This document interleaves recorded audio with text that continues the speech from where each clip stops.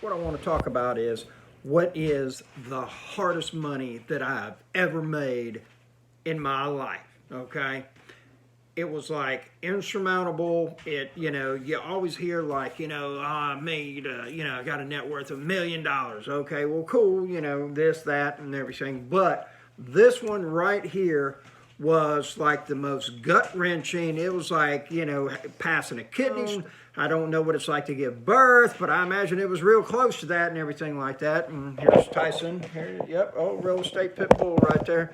He just wants to help and everything like that. So we gotta let the baby in. Let the baby. You want to come in, Tyson? You want to come in and say hello for the camera? Come on, buddy.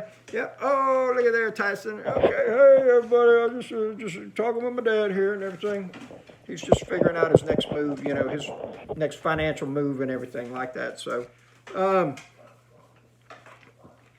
This one was pretty amazing when it did occur. It was such a huge milestone, and I never in a million years thought that it would ever happen. And there's kind of been a byproduct that occurred from it because of it occurring, and then what happened after that as well. So here we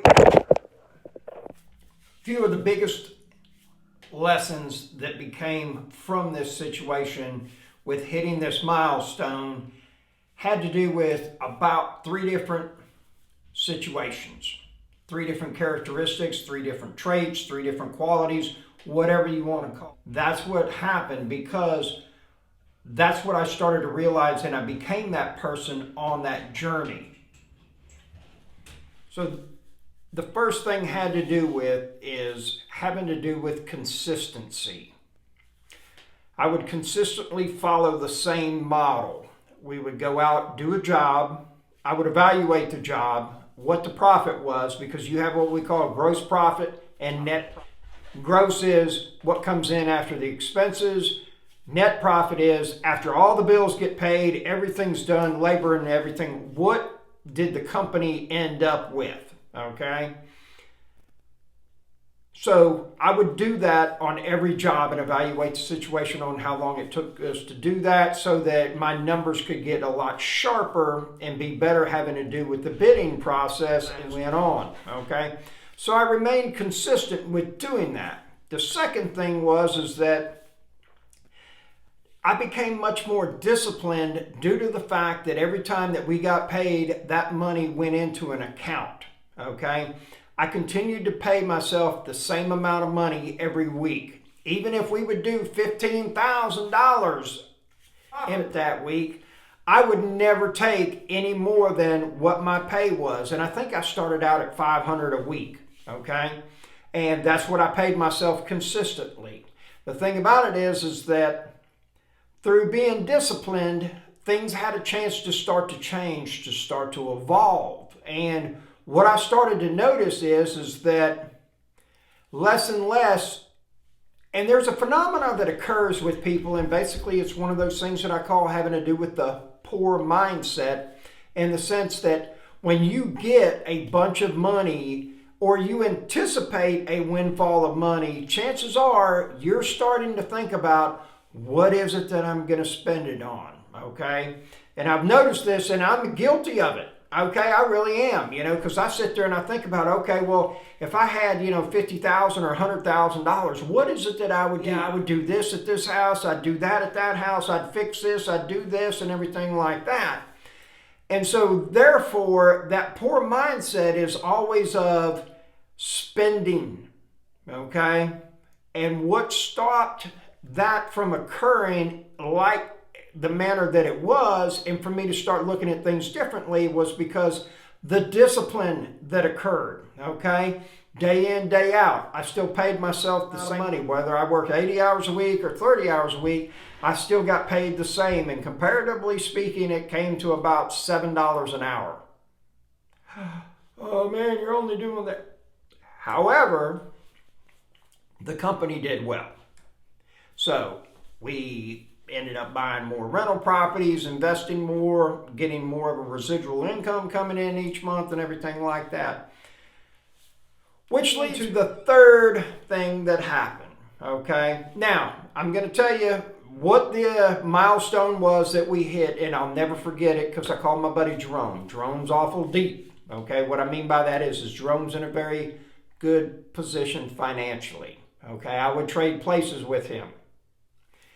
And I'll never forget when I called Jerome and I told him, I said, I finally got $10,000 in the bank. And he was like, Rob, how do you feel? And I said, man, I feel incredible. I never thought that day would come, because it would be like, you know, there'd be $4,000 there and it would run up to $8,000, and then we got another job and I'd have to go buy supplies, and then it would go down to $3,000, and then it'd go back to $5,000, and then payroll would be due going down to $2,000 and everything. And you know, and the table saw went out, had to buy another one, had to buy this, had to get a new trailer because we wore out the first trailer and everything. So, I mean, it was just, a combination of things that it kept on occurring, okay? And so what I ended up having to do is to start making some sacrifice, okay? And I had this perception plan on how it was all going to go. And the thing is that it didn't exactly fit right in that criteria. So what I ended up doing is I did this. I started sacrificing and I started looking at ways to cut costs. And this caused me to accumulate that 10 grand, okay? And I know it sounds ridiculous, but I've never got that position again. And the thing about it is that I constantly take the money and put it back into action. Okay, it's either going into improving properties, buying equipment, another vehicle. We bought dump trailers. We started that. That paid for, I think, 2 different properties, 2 houses since Hurricane Sally in my area and everything like that. And the thing about it is to keep that money in action, to keep it churning, okay, keep it circulating, all right?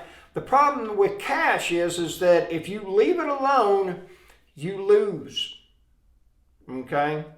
Now, one of my goals for this year is at the end of December to have minimum of $24,000 in my Southern Company account.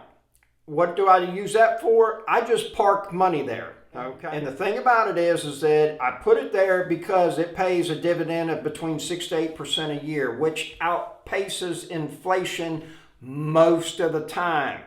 This year we've experienced tremendous inflation. I would be willing to bet it's probably close to 12 to 18, maybe even 20%. Okay. Price of lumber, less than 2 years, a $4 2x4, we're paying close to $9 for it now. 3/4 inch treated plywood 4x8 at my Home Depot in town is $70.98. Completely unbelievable, okay? The reason I say all of this is a couple things. One, I'm going to take that money, and if everything falls apart in my life and I lose it all, I'm going to have something that I can get back into the game with. The next thing is that we get enough money back in it, we go and buy another house, okay? The thing that I see with so many people is that they do this deal, okay? And as time goes on, their expenses, their living expenses, their budget, everything starts to increase because they're starting to make more money, okay? And I can't tell you how many times I've seen it with people that, start a business and then they start doing real well for themselves. And guess what? Oh, we need to get a new house. Yeah. Oh, we need a better car. We need better quality of cars, fancier, whatever. Okay. And it's just natural for us because now we're living in abundance. We have more money. Okay. Damon Johns, the guy that started FUBU, he's on Shark Tank. He's got a book that says, the title of it, I believe, is real close to this, is The Power of Broke. And what that is that if you keep yourself hungry and never get full like a tick on a bloodhound at a dinner table, then that's the mindset that we want to have, okay? And so I want to start kicking this cash out because I want that kind of reserve there and everything like that, okay? I've got a lot of credit cards, but I don't have balances on them. Okay, I pay a few bills, like your cell phone bill. You should be paying that on auto pay with a credit card, and then as soon as it comes in, you pay it off. Why? Because that'll consistently build your credit. Okay, that's a bill that gets paid. You ought to be doing it with your utility bills as well. Okay, anything that's a consistent bill every month, you should be putting on a credit card. It'll help with your credit rating and build your credit up. The thing about it is that this whole mindset having to do with money needs to be, I've got it, now I need it to make more while I'm hanging on to it. And so often people derive a lot of pleasure from having a lot of cash, okay? And there's nothing wrong with that, and there ain't nothing finer than me walking around with a couple bundles, in my pocket. Bundles 10 grand, okay? So you got a few bundles and everything like that. And I always advocate, keep a couple $1,000, 10, 15,000 at your fingertips, at your house, or, somewhere close that's secure and everything like that, and fireproof as well. So in case something does happen that you've got immediate access to money, you can get that situation taken care of. I'm a big advocate of having 6 months financial foundation money. What do I mean by that is that if it costs you $4 grand to live, you need $24,000 sitting in the bank, okay? Just in case something goes on. I had somebody call me the other day that said, hey man, I'm looking for a house, I want to do this and everything like that. And I'm thinking to myself, this guy has never talked to me and told me about being in the same place in the last 10 years for longer than a year. Always something comes up, always having to move, always having to do this and everything. And they got kids, okay? Depending on what it is. Me personally, I think it's good for children to be raised in an environment that's stable, has consistency. The thing about it is that due to his lack of financial preparation, situations come up that he has to move. It just comes down to what's important to you and everything. If you want to be able to stay in the same place and everything, due to different happen, you got to have some reserves and everything like that. Again, I say that all in the sense that, that first $10,000 that I made was absolutely huge. And it taught me that being disciplined, being consistent, and sacrificing anything is possible, okay? I'm reading a book right now, and it's giving an example of a guy that says, hey, I want financial wealth. I want the freedom that comes from being financially independent and everything, but I'm doing this, this, and this, okay? His goals, what he says he wants, and his actions are not aligned. And for you to see any results, make any kind of progress, you're going to have to be aligned with your goals and your actions. Otherwise, it's never going to happen. You'll see very small strides, a little bit of progress, but it's not going to be huge and it's not going to be quick. You'll end up having problems. So, do me a favor, hit that subscribe button. Please keep in mind that these are just my opinions and things that have happened for me. I'm worth about $1.5 million in real estate, and my goal is to have everything to the point where I make about $75 a month coming in from rent, and then I'm gonna go from 6th gear down to about 2nd gear and slow down a little bit. I'll probably never be out of the game totally. I don't want to. I enjoy what I do. This is my calling. This is my anointing from God as far as being involved in real estate and making ugly houses beautiful. So, have yourself a very wonderful day. If you need me, send me an email, ask a question, I'll answer you back. If you want more time than that, it's going to cost you some money. So, have a wonderful day.